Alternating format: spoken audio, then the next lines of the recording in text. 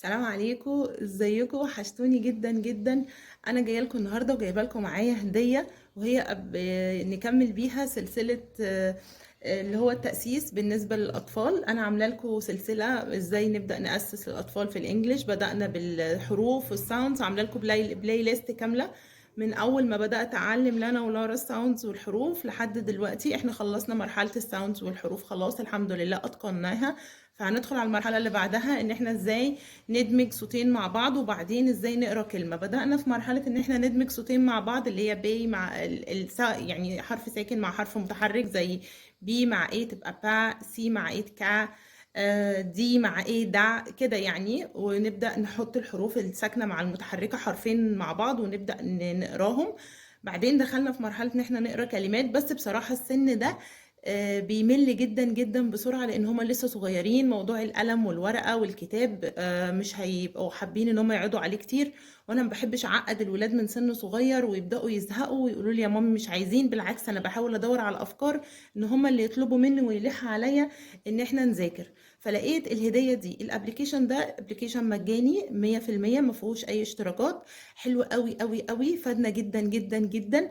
انتوا عشان حبايبي، وعشان انا اي حاجه بستخدمها وبلاقيها مفيده لازم اقول لكم عليها على طول. فقلت لازم اقول لكم على الابليكيشن ده، عشان اللي بادئ معايا تاسيس واللي بادئ معايا بياسس ولاده.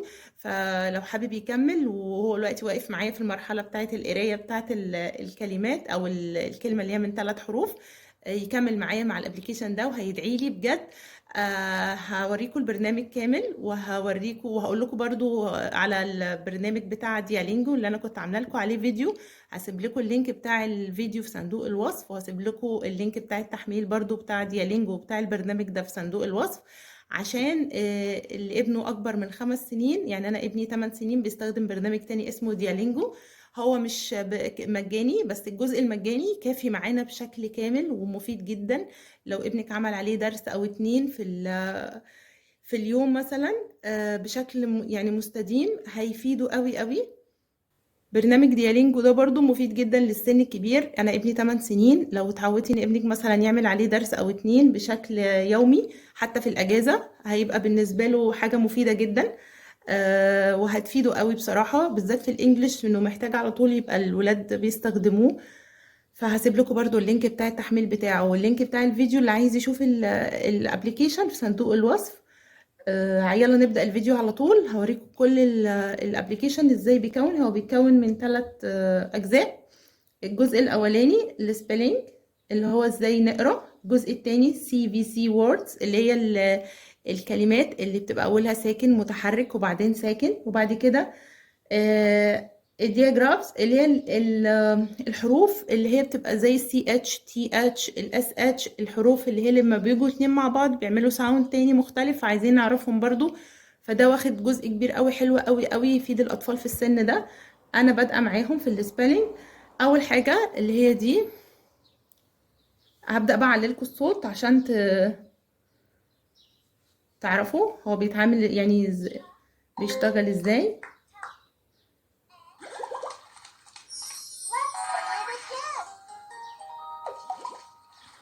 فده هو هنا.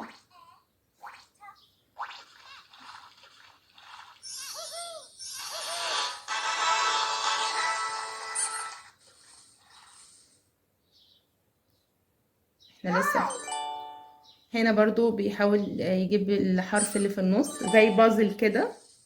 هي عبارة عن ألعاب. هات. فاحنا هندور على الحرف اللي هي ه، اللي هي الاتش، وبعد كده يبدأ يقرا لهم الكلمة.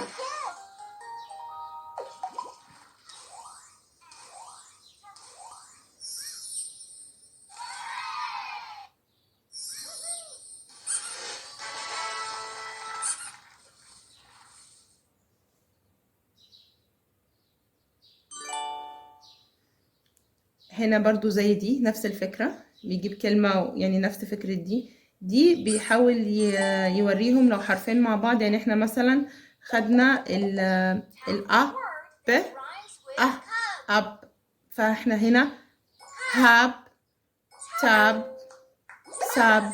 فبيحاول يربط لهم حرفين مع بعض بالساوند بتاعهم، يجيب كلمات نفس الشكل او نفس النطق.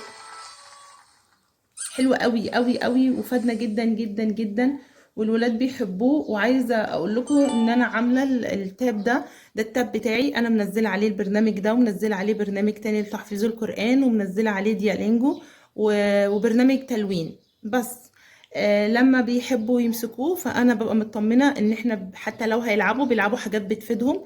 مش منزله اي العاب عليه تانية، ومش منزله عليه اي حاجه تانية، ورغم كده هم بيحبوا يقعدوا عليه وبيبقوا عايزين يستخدموه. فلما بيستخدموه ببقى بحس ان هم برضو بيستفيدوا، سواء هم او اخوهم.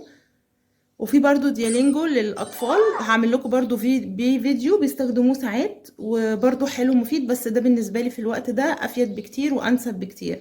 3 word sentence، هنا الجمله اللي بتتكون من 3 كلمات ومن 4 كلمات، دي المرحله اللي بعد ما نعرف نقرا الكلمات هندخل عليها ان شاء الله. لسه ما استخدمناهاش، يعني ان احنا نبدا بقى، يعني انا ناويه اعلمهم اللي هو هنا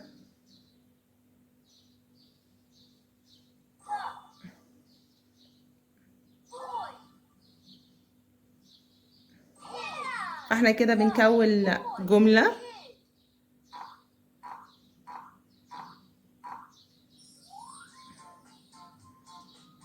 ف وكمان ممكن هنا استغلها ان انا ازاي ابدا اوريهم تكوين الجملة.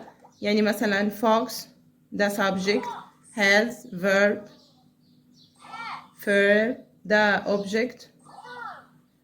فهتفيدنا قوي برضو، بس دي مرحلة بعد ان شاء الله ما نخلص القراية. وبرضو الايج دي نفس الفكرة، الكات دي نفس الفكرة. يا رب تكون صورة التاب واضحة في الفيديو. دي بيبقى قاعد كده وبيصطاد الحروف بتاعت الكلمات، وهو بيصطادها بيقولوا الساوند بتاع الحرف لحد ما نكون الكلمة ويقروا الكلمة. الفلاش كارد دي بقى بصراحة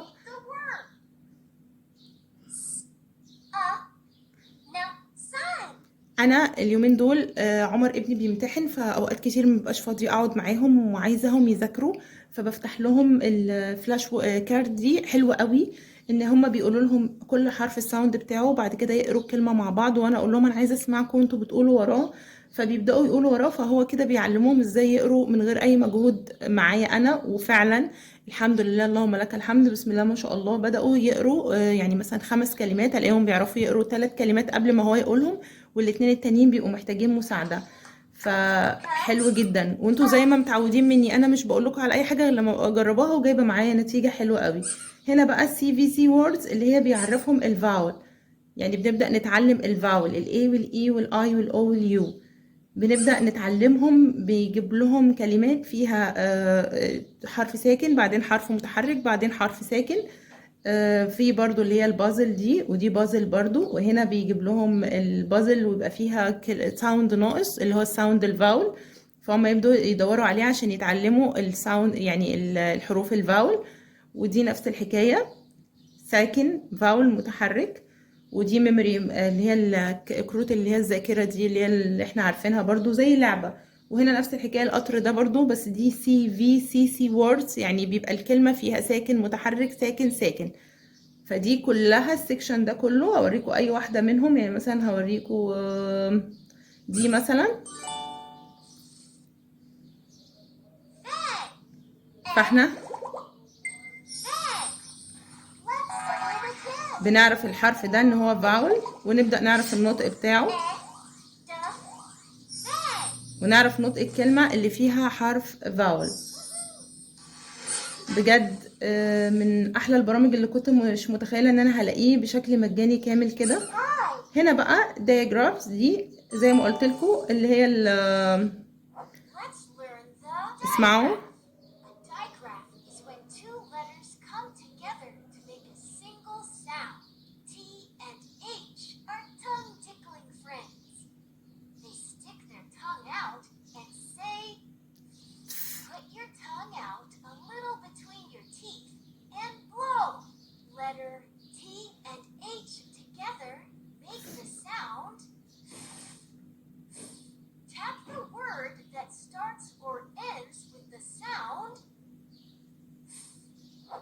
هنا قال لهم ان تي مع الاتش دول اصحاب، وان هما لما بيجوا مع بعض بيعملوا ساوند اللي بيبقى مطلعين كده طرف السنه.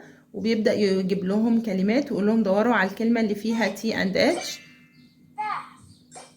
ويقراها لهم. فده بيعلمهم الحروف، او اهو بصوا الحرفين اللي هما بيجوا مع بعض بيتغير نطقهم. دي كل الفكرة بتاعت السكشن الثالث. فده كان الابليكيشن اللي انا كنت حابه اوريه لكم النهارده، او دي الهديه اللي انا حبيت اقدمها لكم النهارده. هتفيدكم قوي قوي والله، والولاد هيحبوها جدا وهيتعلموا بيها. هيتعلموا بيها ازاي يقروا الكلمات، وازاي بعد كده يقروا جمل مفيدة قوي.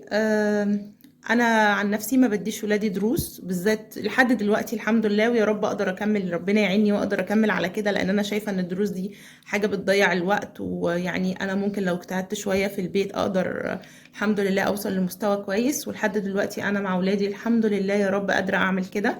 وعشان قادرة اعمل كده فبحاول افيدكم واقول لكم ازاي انا بعمل كده، او ايه الحاجات اللي بتساعدني ان انا تخليني اعمل كده من اول السن الصغير لحد عمر ابني الحمد لله دلوقتي في تانية ابتدائي رايح تالتة ابتدائي. الموضوع مش سهل بس مش مستحيل. لان كل اللي بيعملوه المدرسين ان هم برضو بيرجعوا يذاكروا الولاد اللي احنا المفروض نذاكره لهم.